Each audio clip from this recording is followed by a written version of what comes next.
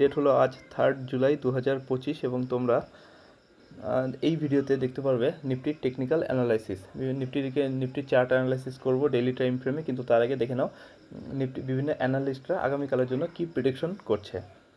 সবার প্রথমে দেখো, অপশন ডেটা অনুযায়ী আগামীকাল নিফটি 25,000 থেকে 25,600 রেঞ্জের মধ্যে মুভমেন্ট করতে পারে।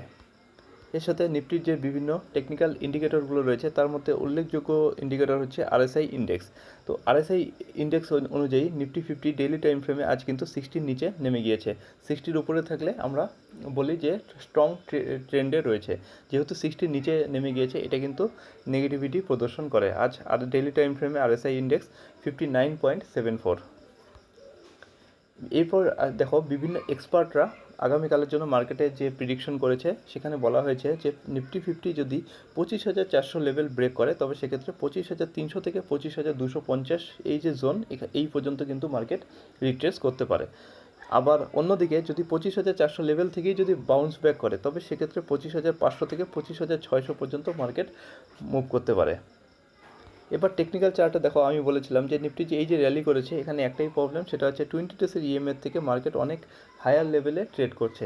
তো এখন সেজন্যই নিফটি 50 কিন্তু কারেকশন করছে এবং এই যে 20 ডেজের যে ইএমএ সেটাকে কিন্তু টাচ করে ফার্দার র্যালি করবে নিফটি। সেক্ষেত্রে 25,200 লেভেল এটা হয়ে যাবে নিফটি 50-র জন্য সাপোর্ট, কারণ এখানে 20 ডেজের ইএমএর সাপোর্ট রয়েছে, প্লাস এখানে প্রিভিয়াস রেজিস্ট্যান্স রয়েছে।